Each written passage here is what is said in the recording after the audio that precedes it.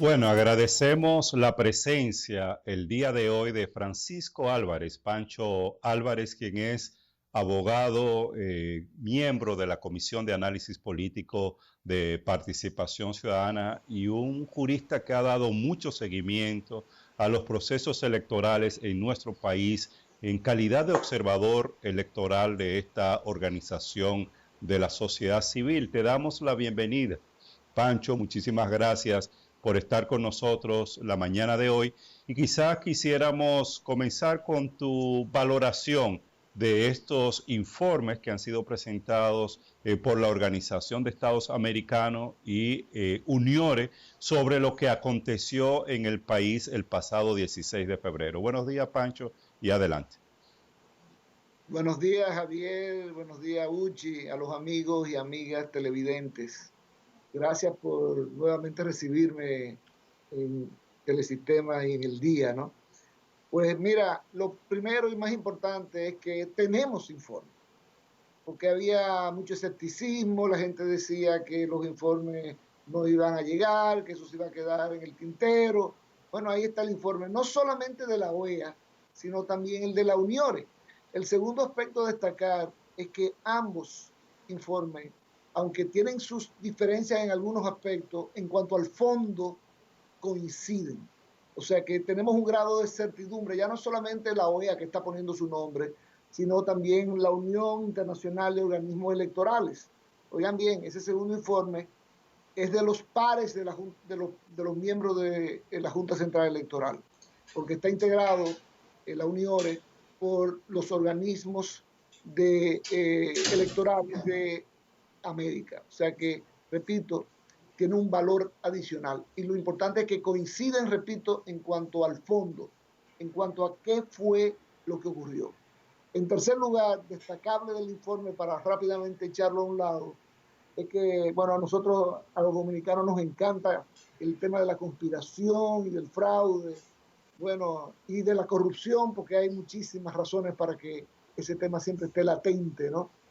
Y aquí el informe de la OEA, que no, por cierto, no lo hace de esa manera expresa la UNIORE, descarta posibilidad de fraude, de sabotaje, de ataques externos.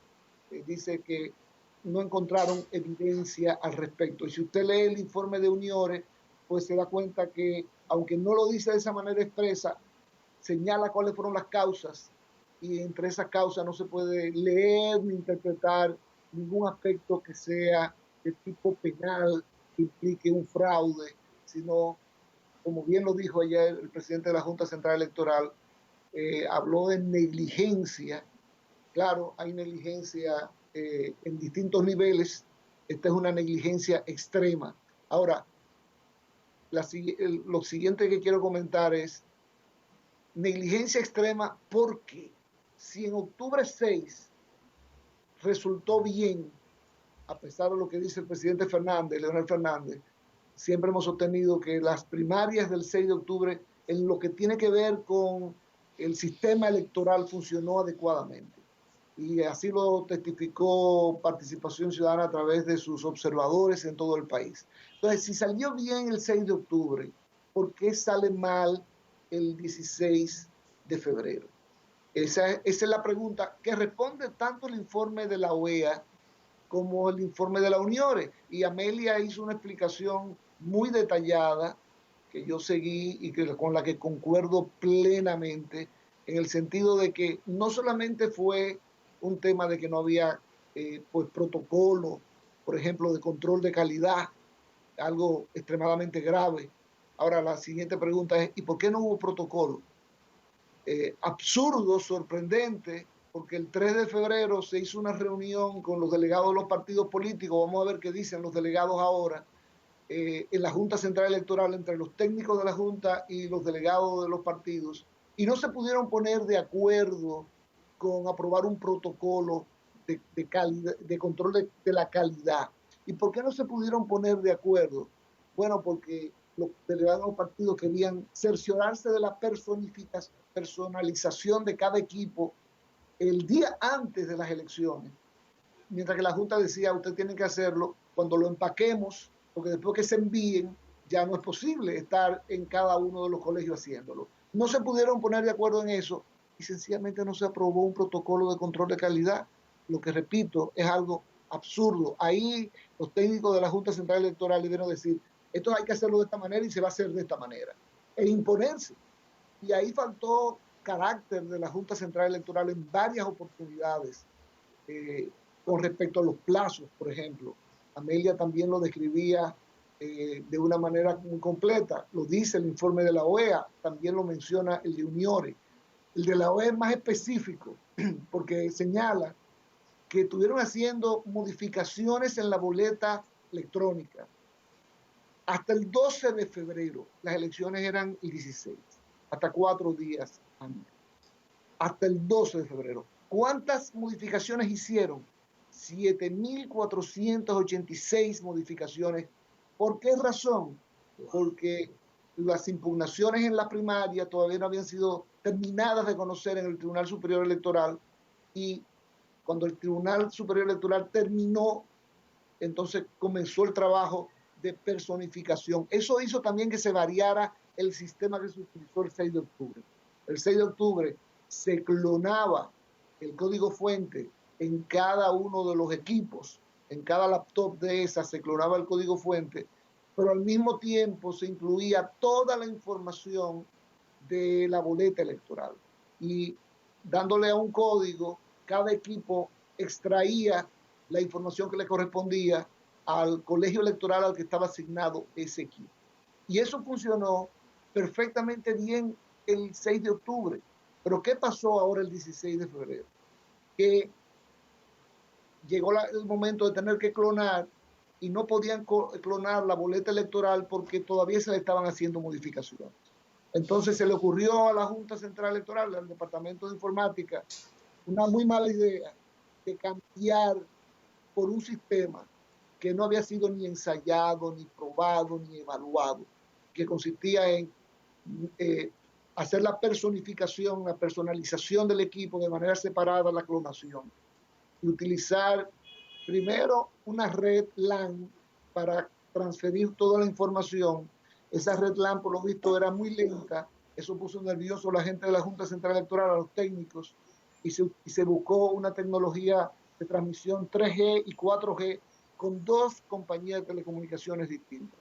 Y aquí vino otro problema adicional, el peso de las fotografías, porque no se estandarizó, oigan bien, no se estandarizó el envío de las fotografías por parte de los candidatos y de los partidos a la Junta Central Electoral. Debió ser un estándar, ¿no?, que incluyera el máximo de peso de bytes, ¿no?, de cada una de esas fotografías.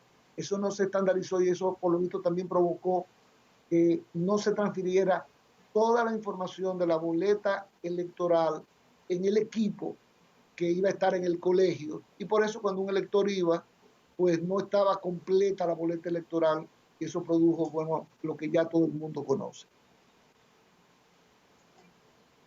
Bueno, la verdad es que estos informes, aunque están reflejando algo tan insólito, tan negativo, con consecuencias tan graves, vienen a tranquilizar de alguna manera, porque ya sabemos lo que pasó. Y lo que dicen esos informes, repito, es confiable. Ahora, de cara a las próximas elecciones, la Junta ha pospuesto, ¿verdad? En lugar del 17 de mayo, ha pospuesto las elecciones presidenciales y congresuales para el 5 de julio. Y hay mucha discusión acerca de si tiene derecho, si puede hacerlo. Hay quienes alegan que eso es inconstitucional, que eso viola la Constitución. ¿Cuál es tu criterio en ese sentido? ¿Puede la Junta hacer lo que hizo de convocar para el día 5 de julio? Sí, mi opinión es que sí, que la Junta tiene la competencia para hacerlo. En primer lugar, la posposición. Ya desde muy temprano se sabía que el 17 de mayo no había condiciones para poder realizar las elecciones respetando los principios que la Constitución de la República obliga a la Junta Central Electoral a garantizar. Uno de esos principios es el principio de libertad. El elector tiene que tener libertad para poder trasladarse, ir a votar. Y ustedes dirán, bueno, pero el toque de queda no hay problema porque comienza a las 5 de la tarde con el cierre de la votación pero comienza y termina a las 6 de la mañana.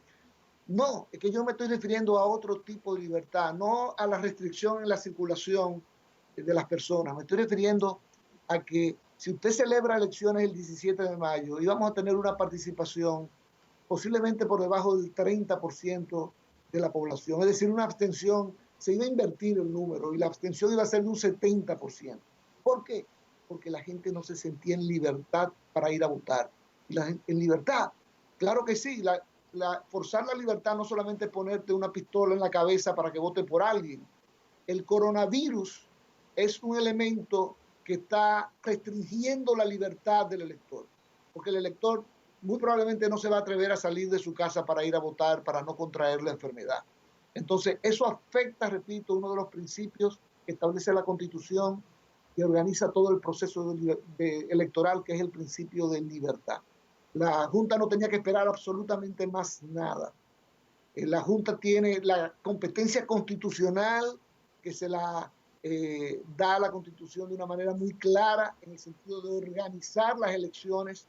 Y cuando usted habla de organizar las elecciones, ahí se incluye cualquier cosa que usted pueda entender. Y luego, cuando se desarrolla esa competencia de la Junta Central Electoral en la ley orgánica del régimen electoral, pues se le da el poder de poder convocar de manera extraordinaria. Para mí, repito, la posposición de las elecciones fue una buena medida tomada por la Junta Central Electoral. Participación Ciudadana la estaba reclamando desde hace ya un par de semanas, algunos partidos también, y sin embargo, misteriosamente el PRM y el PLD, los dos principales partidos, no lo hacían. Y la pregunta que uno se hace es, y ellos pensaban que se podían celebrar elecciones más temprano del 5 de julio, que fue la fecha en la que se pospuso las elecciones.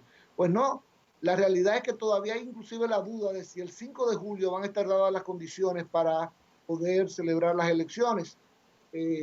Pero, obviamente, la Junta lo que hizo fue poner las fechas más tardías posible, ¿no? Las últimas fechas posibles, 5 de julio y 26 de julio. Porque el 16... Sin embargo... Sí, sin embargo, Pancho, algunos juristas han planteado que en esa parte, en lo que tiene que ver con poner una fecha en específico, ya ahí la Junta Central Electoral no tenía o no tiene esa capacidad, sino que debió ser una decisión del Congreso Nacional o debe ser una decisión del Congreso Nacional. ¿Cuál es tu opinión jurídica sobre ese aspecto específico? Y en un segundo orden, ¿qué pasaría si no están dadas las condiciones en el país para unas elecciones en esa fecha?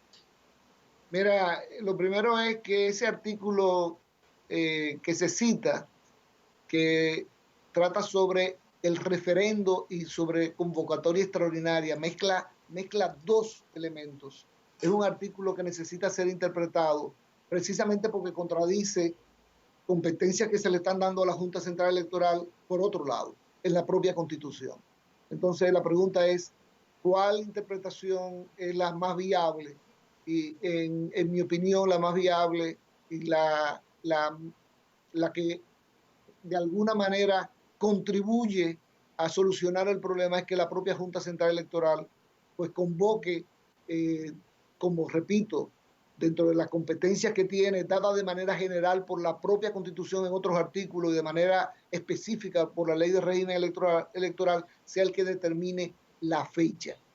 Ahora, miren, y con esto paso a la siguiente pregunta que me hiciste, Javier.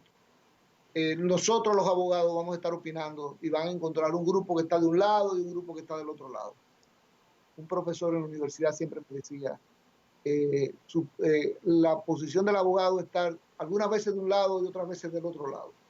El problema no se va a solucionar a través de una opinión técnica.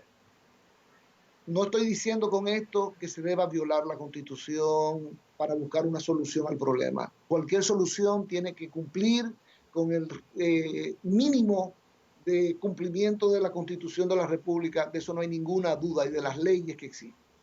Ahora, tú decías, ¿y qué pasa si no hay elecciones en julio? Que esa es una posibilidad, porque en este momento todavía no hemos llegado al pico de la pandemia. Y estamos esperando ese pico desde hace un tiempecito y no llega.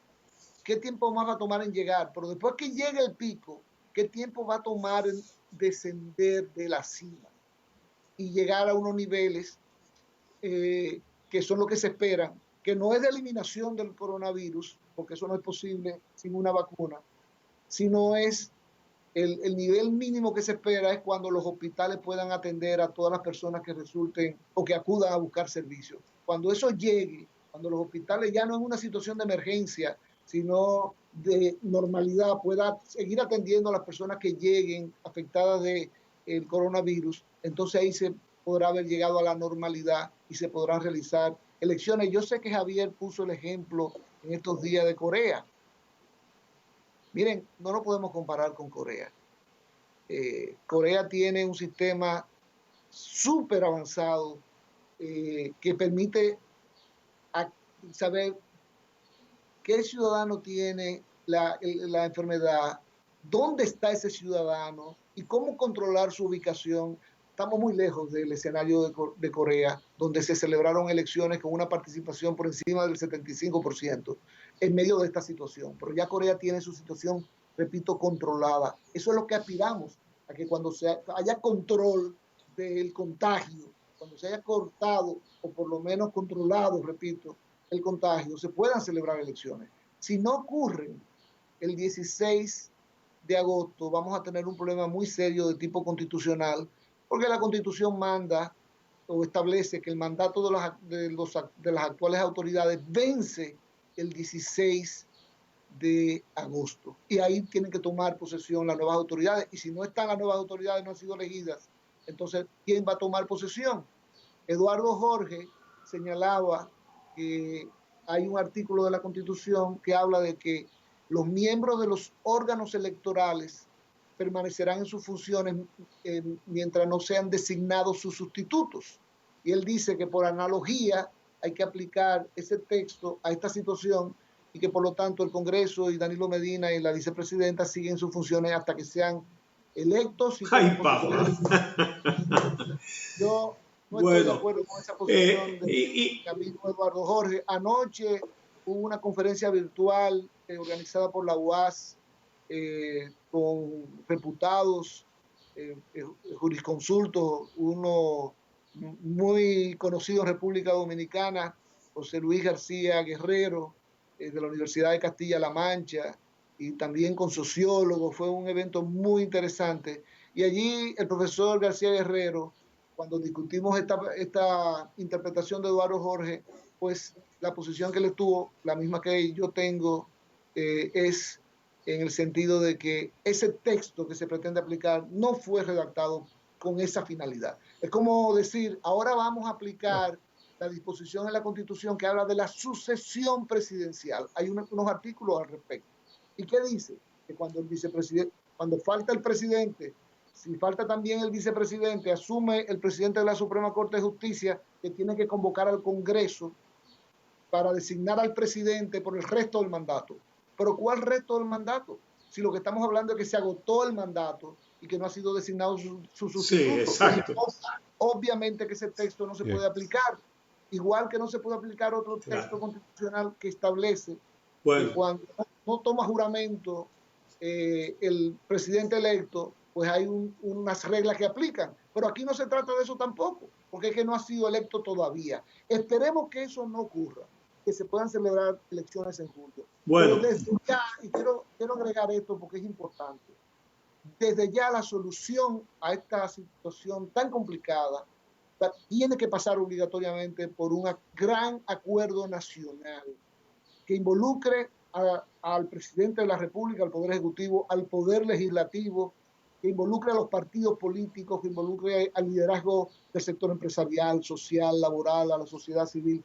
Se necesita ese acuerdo y el presidente Medina debería ser el que tome la iniciativa de convocarlo para que aunemos voluntades para solucionar los temas institucionales de naturaleza electoral, pero sobre todo para definir cómo seguir enfrentando la pandemia que nos afecta a todos.